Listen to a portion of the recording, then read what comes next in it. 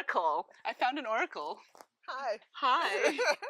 And that brings me to your extraordinary story. So, where shall I begin? yes, your name. That's a good start. Hi, I'm Phyllis Marie Beard Caves Raleigh, or Mistress Serene, semi-retired. Okay, Yes, so tell me where you're born. I'm an Air Force brat. I was born in Limestone, Maine, in North America.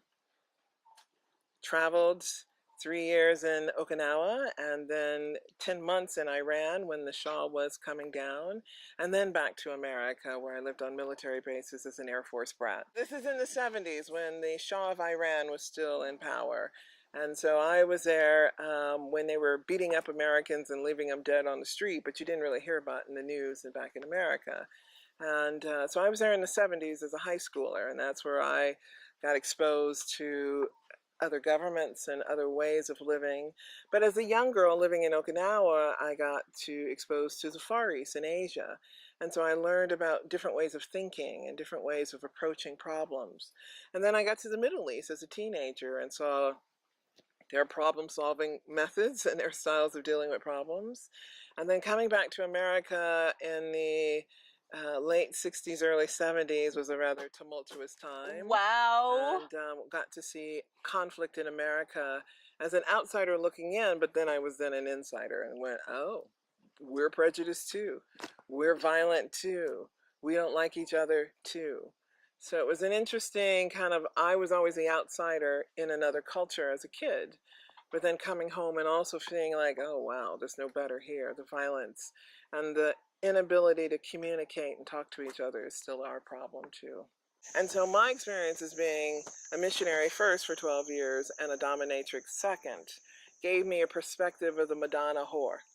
Yeah, I would say actually, you know what, you could probably consider yourself one of the world's foremost experts on these topics. I think I could be in a small room. Someone pointed out there's not too many people who have that perspective, and they say, are you sure you got the order right? You weren't the dominatrix first. I'm like, no. You get into the fucking missionary? Yeah, not position, but like actual missionary work. Yes, at 20. Yes. At 20. And it was because I got hooked into learning. Because they knew something I didn't know, and I had to go dig up the story. Because I didn't know anything about Christianity, and so I was like, okay. But for 12 years, that's quite a lot of digging. Were you masturbating at the time? Not at all. Celibate. 15 years of awareness. Awareness. And I had parents that made me read. So I had Masters in Johnson and Kinsey reports to get the left brain, what's going on with my body, understanding it. And then my dad, of course, had the Playboys under his bed. So I looked at it and went, wow, I'm going to look like that one day? That looks good. So I went, I can do this. But it was an awakening and learning. And that whole process was discovery. And I was not shamed at all through the process. Now, to be fair, I was raised Catholic. And so it comes with a natural set of shame coming into it. And it's just, don't tell. And one day I had a business called Love Bite Gloves, and it was a kinky little glove. And someone said, will you accept Bitcoin? And I said, what? I said, if you show me how, and which he did. And so I was able to accept and start selling my product through Bitcoin.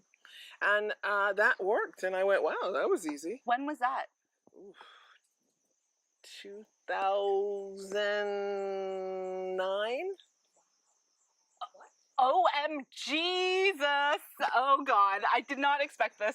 So how did it feel when your money was exploding? It didn't explode. I spent it too. Oh wow, nice. I spent it too. Okay, so tell me. And then I got distracted, changed web providers, and didn't have my little Bitcoin button, and so I let it set. And I probably have money sitting around somewhere and I haven't done anything with it. I thought, ooh, better go look. Oh, shit. That's actually... That's good news. Yes, exactly. I got some money sitting around. I haven't even... Oh, Lord. Okay. The universe has you on a treasure hunt to find that. Thank you, because I couldn't find it and I forgot all about it. So, yes. And that's why actually the power of questions is such a powerful tool to ask great questions, because then you get into areas of your mind that you... Right. But I got distracted and I didn't pay attention again until I got to Chiang Mai.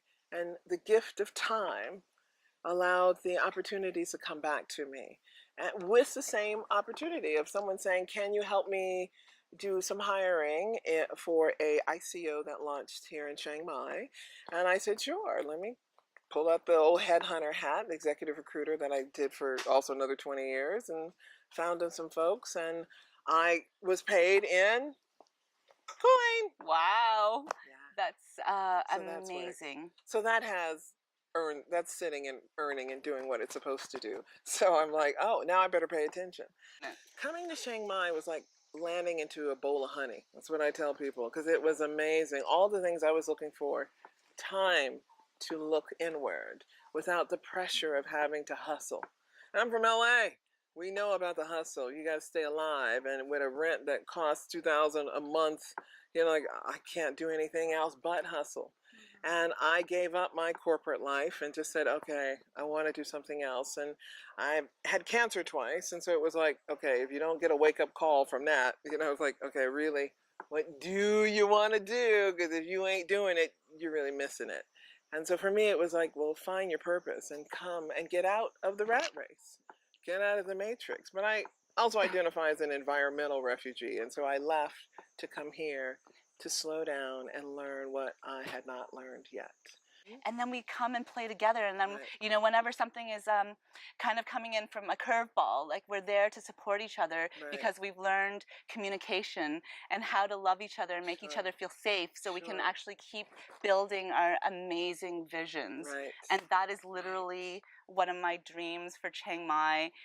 I really think that that's where everything, like I actually honestly believe that the miracles of now seems like it just is the more grateful I am for an experience, and telling people, because people are making my experience. That's why I'm working to build out a tribe, a community at Blockchain Heroines, because I know that when I build that out, I'm going to meet more of the people I'm sitting here across from, and we're going to build bigger adventures. We're going to, like, this could be an amusement park of life where everyone's just doing awesome things because they're on missions. We're here to play. Sure. Because that's our purpose. Our purpose as humans. Yes. Time multiplied by our energy, our focus equals our art. So what we will produce art, whether we are conscious about it or not. Yes. So being conscious and intentional, Discipline, yeah, go girl. Yeah. We get there. We get there. And you said it so clearly, disciplining your mind on your bliss. Focus on what you want. And it does take the discipline. And the gratitude for what's being answered. Are you alive? Are you walking? Are you healthy? Are you whatever? Like, you always have something to be grateful for, because that's when the next thing builds. And truly, actually, Phyllis, maybe that's what your message for like today is about, because I see a masterpiece, a work of art. Your life and the way that your mind works, the books that you've written, those are works of art. So that calls to a whole community of artists. Like, are there women artists out there who want to figure out their way into blockchain? Exactly. We have a fucking masterpiece, an oracle that will just share some of the thoughts, like the mind hacking, the opportunities that you see in blockchain. And the shortcuts to get there. You know, totally. Learning the shortcuts is all what your work has been beautifully doing for all of us. And the collections of stories I got to hear today was just amazing. And each woman coming at it from such a diverse story, practical, real. We all experience all of those elements, no matter what the story was. We all can identify with it. Oh yeah, I've been there in one aspect or another. And figuring it out was a joy that we benefited from mostly. You know, like we did it. It's an adventure. It's like making a great cake. I'm like, I pulled this one off, baby. And you are a fucking epic baker too. So like, get some recipes, girl. Honestly, it's just a wake-up call. Just, you know, stop what you're doing. Like, create some me time. Make a decision. Hey, spark your curiosity. There is something there. There's other women that, you know, they don't look so different than me. They've got some stories. Like, I didn't graduate high school, or I played online poker, or you know, I was in a regular 9-to-5 job, and I somehow decided to get out of it and learn about blockchain. And by the way, we're making money. So come check us out. Join the movement, blockchainheroines.com.